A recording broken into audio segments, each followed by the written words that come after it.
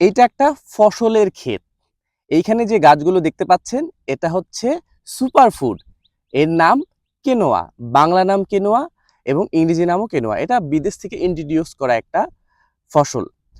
আমরা নর্মালি যে ধরনের ফসল আমাদের জমিতে দেখি, যেগুলো খাদ্যশস্য হিসাবে আমরা চাষাবাদ করি, কেনোয়াটা তেমনই একটা। Kenoyer scientific name চিনোপোডিয়াম কেনোয়া। কিন্তু এই গাছটা দেখে আপনার কি মনে হচ্ছে প্রথমে? গাছটা দেখে মনে হচ্ছে পরিচিত একটা গাছ, আপনি কোথাও যেন দেখেছেন। গাছটাকে আগাছা গাছ হিসেবে দেখেছেন আপনি গমের ক্ষেতে, অর্থাৎ আপনি যে বতুয়া শাক বলেন, সেই বতুয়া শাকটা কিন্তু হুবহু সেম এই গাছটার মতোই। এক্স্যাক্টলি আসলেই তাই। এই গাছটা দেখে কখনোই আপনার মনে হবে না যে এটা বতুয়া শাক ব্যতীত অন্য কিছু। বতুয়া শাকেরও সায়েন্টিফিক নেম চিনোপোডিয়াম অ্যালবা। এবং এই যে মিল সায়েন্টিফিক নেমের মধ্যে, এটা থেকে বোঝা যায় যে গাছ দুটোর মধ্যে হুবহু মিল। তবে বতুয়া শাকের বীজগুলো ছোট হয় আরো অনেক বেশি, কিন্তু কিনোয়ার সিডগুলো বড় এবং এই সিডগুলোকে খাওয়া যায়। আমরা আমাদের ফসলের জমিতে যে খাদ্যশস্য হিসেবে অর্থাৎ সেরাল ক্রপ হিসেবে ধান, গম বা বিভিন্ন ধরনের মিলেট চাষাবাদ করি, তেমনি এটা খাদ্যশস্য, দানা শস্য হিসেবে আমরা কিনোয়াকে চাষাবাদ করতে পারি। বিদেশ থেকে ইন্ট্রোডিউস করা একটা ক্রপ, কারণ এটা সুপারফুড হিসেবে আখ্যায়িত। এর প্রধান কারণ হচ্ছে এই সিডের মধ্যে প্রচুর পরিমাণ প্রোটিন থাকে। এখন আমরা অন্যান্য খাদ্যশস্যকে ঘাস জাতীয় গাছ হিসেবে চিনি, যেটা ধান, গম।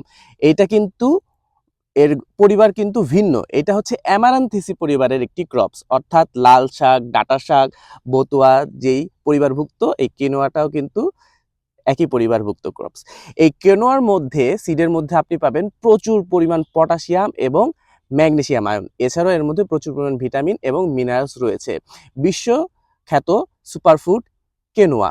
এবং এই কেনোয়ার মধ্যে একটি নেগেটিভ সাইড আছে, সেটা হচ্ছে এর সিডের বীজের উপর একটা সিড কোট থাকে, যেটা তেতো স্বভাবের বা তেতো স্বাদের।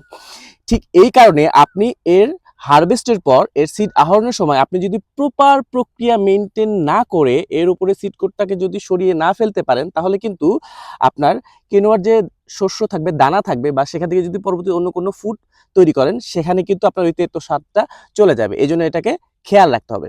কিন্তু এই নেগেটিভ জিনিসটাই কিন্তু আপনার পজিটিভ একটা ইফেক্ট হয়ে দাঁড়াবে। কিভাবে? এই যে তেতো স্বভাব, এর কারণে এই গাছটাতে কীট পতঙ্গের আক্রমণ নেই বললেই চলে। আরেকটা মজার বিষয় হচ্ছে, এই যে ক্ষেতে আপনার এই সিডটা হারভেস্টের সময় হবে, অন্যান্য ফসলের ক্ষেত্রে সেই সিডগুলো পাখি খেয়ে থাকে, কিন্তু এই কিনোয়ার ক্ষেত্রে পাখি আসবে না ওই তিতো স্বাদের কারণে। মজার ব্যাপারটা না?